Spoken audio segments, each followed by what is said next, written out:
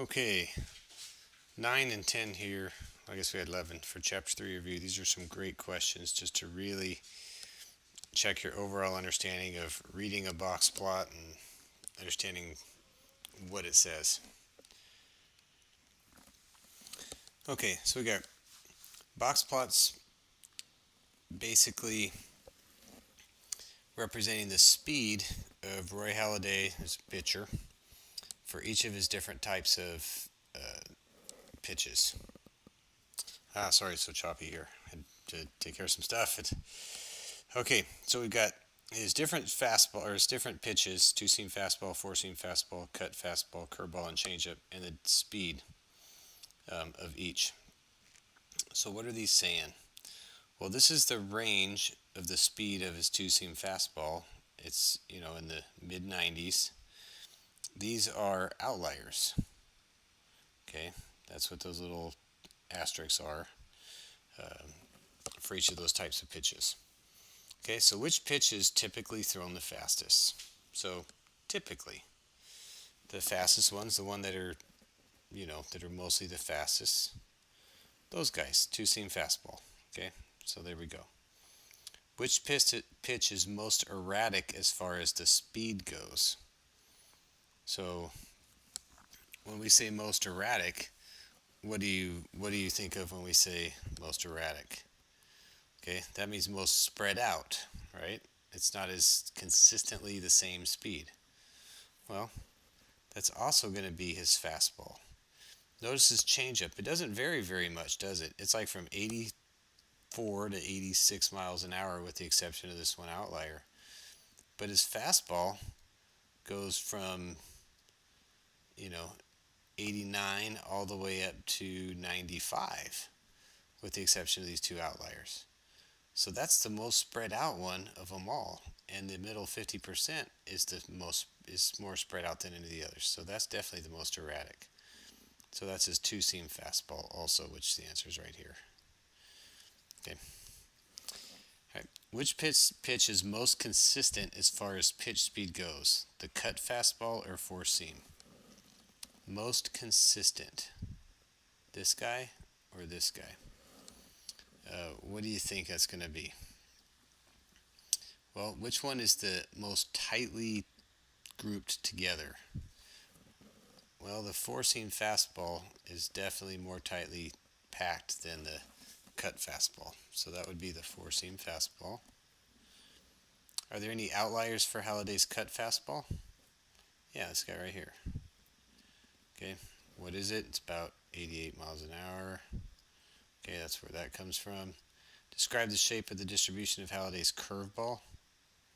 Curveball.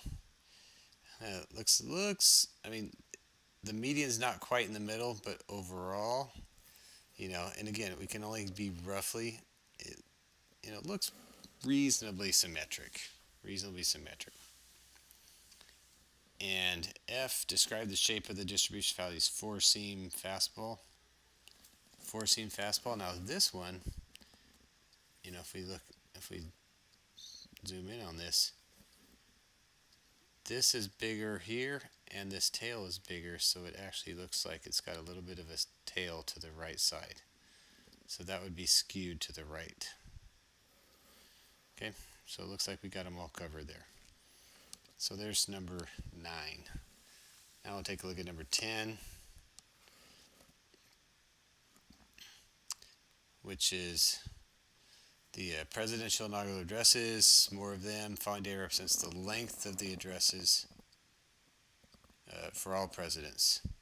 So, wow, here's the length, and there's Washington's first one, and I'm guessing that's Washington's second one when he felt like he did need to say a whole lot, or maybe it was really cold outside, I don't know. Anyway, so these are all of them, and then we're going to answer a whole bunch of questions about them. So first thing we've got to do is put these in our list so we can do some calculating on them. So put those in L1 and go from there. Okay, so I'll pause it. Okay, there's our 56 pieces of data. Oops. Alrighty, and let's see what questions we have here. Determine the mean and median number of words in a presidential inaugural address. Interpret the quartiles. And determine the 5-number summary. Okay. So that's going to be all in stat, calc, one variable stat, and I put it in L1.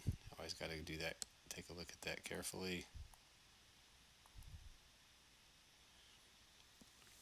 Okay, so we got the mean 2355. I'll round to the nearest whole word.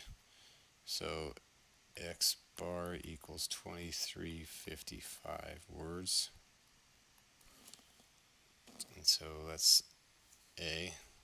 Oops. And then the median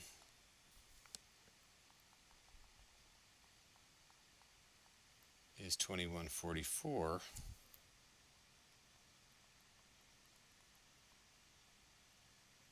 So just by looking at that alone, what can we say about the distribution? Think about that for a sec. X bar is a little over 200 greater than the median. So that looks like it's going to be either skewed to the higher numbers or there's some higher outliers up there. And I don't know if you remember putting the data in the list. There was a few outliers that were pretty big. Don't know which president said that, but maybe we can look that up. So here's 5-number summary. So 135, 1390.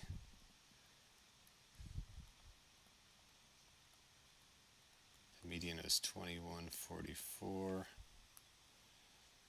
2942. And what was that max? 8445. So the minimum, Q1, the median, Q3, and the max. Okay, so there's a 5-number summary. Determine and interpret the quartiles. Remember the quartiles?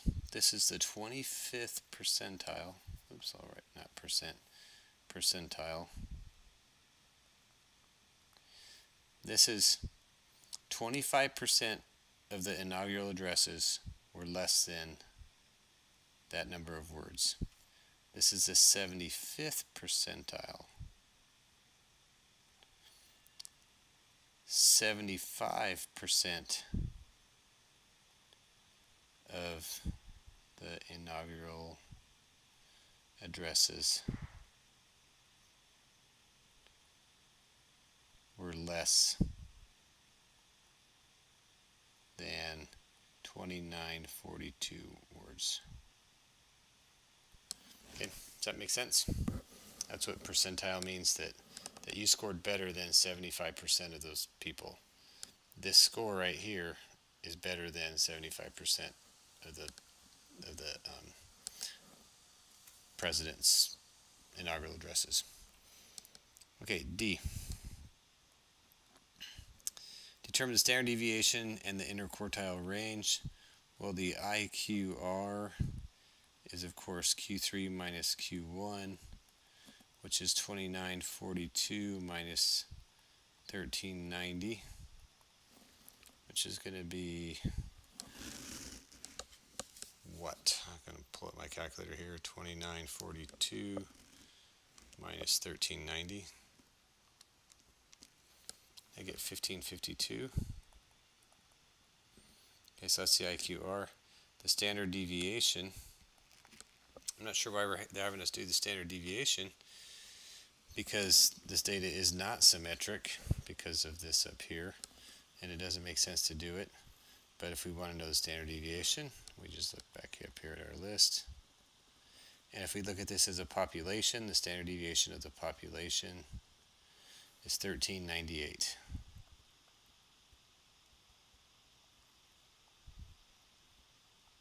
Words. This is, of course, words too.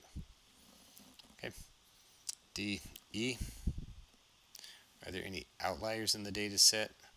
Outliers, we need to look at 1.5 times the IQR plus Q3, and then Q1 minus 1.5 IQR.